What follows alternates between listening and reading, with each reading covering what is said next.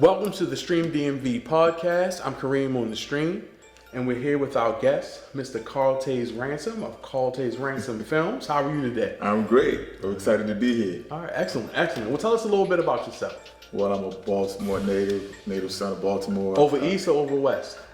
West Side. Okay. But I've also lived over East Side too. All right, that's cool. All right, so man. I love both sides, so it's all good. It's all good. But I It's started all over good. West. Okay, start over West. All right. So tell us a little bit about your film company and some of the projects that you have going on.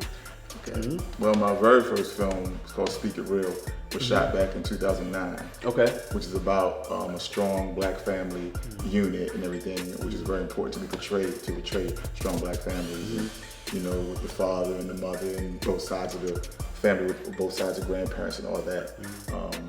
It was received very well by those who saw it. And I hope to get that out there at some point as well, so people can see it after all these years. Your family theme seemed to be a big theme in your films. Yes. I know that I saw your film Eternal Extra, which is really an amazing film. It's a short, but I mean it says so much, you know, in just those 30 minutes. So tell us a little bit about the Eternal Extra and just the family part of it, but then also that other scene that I love so much, that white wall. Okay. Well, first of all, the Eternal Extra was born out of reality because of things that were said to me by other black artists or regular black people about the fact that I'm an outspoken black man who's an artist, about uplifting the black community and empowering the black community. And I was told that I shouldn't talk out, I shouldn't speak out because, you know, which is said in the movie, white folks have all the power and they have all the money, so I should just tone it down and be quiet and not speak out. So I decided to do this film which speaks to that issue and how we shouldn't just wait around for other people to give us what we can do for ourselves. They only have the power because we give it to them. That great white wall is all an illusion. I've been carrying this thing around with me since we became SAG actors. And I thought that meant we finally arrived. Man, what a joke. We've been hitting the pavement running since we were teenagers, and now here we are, all these years later, still stuck in the background. Get you together, man. What the hell going on with you? Money isn't everything, and the road does matter. Do you think that we should build our own with our own rules? Or do you think that I should take the easy yet unfulfilling way out and possibly end up as the eternal extra forever? Did I get the part? Yeah, you did great. Just that,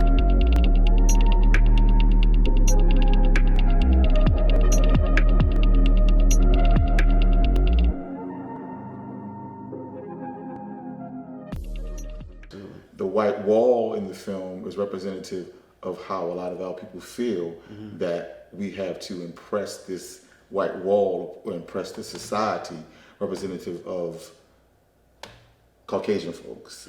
We feel like we have to impress them. And so it's like this wall we have to get over, this hurdle we have to jump over in order to feel like we are being validated. And so in the film, I use this white wall for that reason.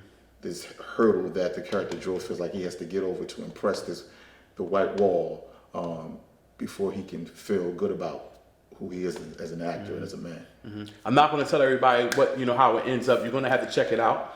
But it's very interesting how you end that film and how he addresses that white wall. But speaking of doing things on your own and producing things on your own, I know that you are on Stream DMV, where people can see your film. So tell us a little bit about Stream DMV and why it's important to support artists from the DMV. Well, Stream DMV is important because it's born out of black folks coming together and empowering each other, and again, not waiting on somebody else to handle your destiny, where you can control your own destiny, and so forth.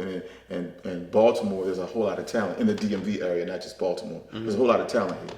A lot of people think they got to go out to Hollywood and to California or New York to make it, but there's just as much talent in this area, if not more. And we can build our own quote unquote Hollywood, for lack of a better word. It don't have to be called Hollywood, but we could build that right here for ourselves. Absolutely.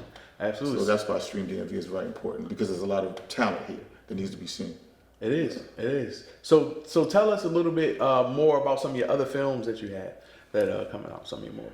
Okay, well, in addition to the Eternal Extra, which is going to be on Stream DMV, my newest film, We Brothers, which is a film that focuses on friendship, brotherhood between black men from different backgrounds, and not allowing certain things to get in the way, like differences in sexual orientation or different religious beliefs and stuff like that.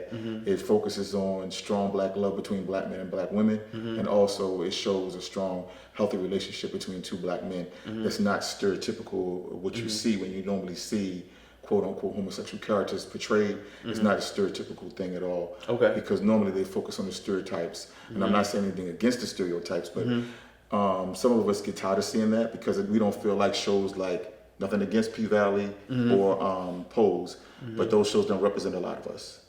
Okay. I've spoken to a lot of single and loving black men who feel like those shows don't represent them, they don't represent me, because we don't carry ourselves in that stereotypical manner. The loud, flamboyant, over the top way of behaving, which we're not saying anything against anybody that behaves in that way, but we all don't carry it like that. Okay. We don't all speak in the same way. We don't all call each other certain names that you normally see spoken in those other stories. So Be Brothers is a strong story about this 6 black men.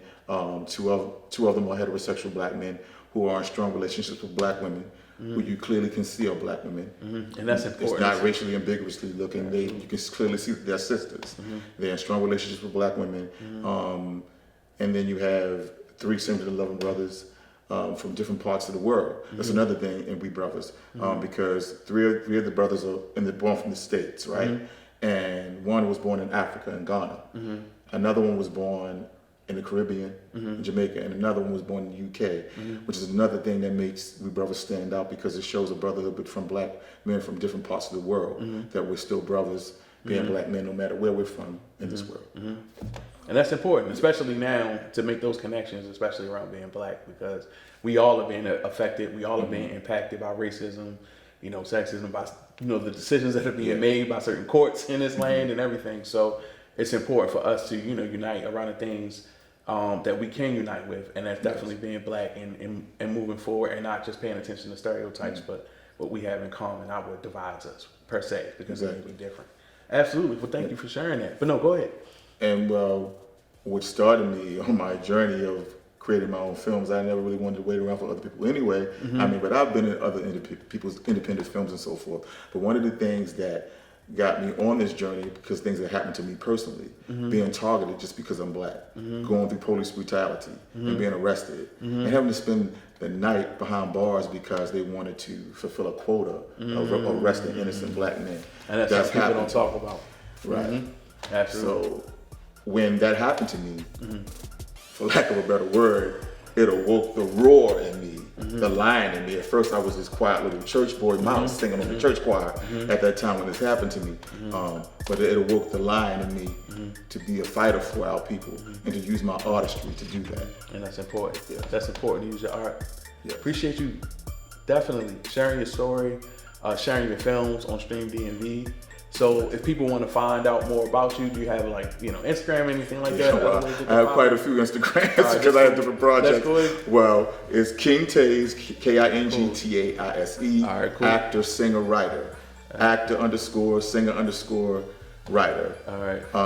You can also find me on Facebook under Carltaise Ransom Films. Okay. Also on Instagram, Carltaise Ransom _ films. Okay. As well. Absolutely. Thank you. And of course, www.streamdmv.com. We appreciate you coming out. Thank you, Carltaise. This is a great conversation. Thank you.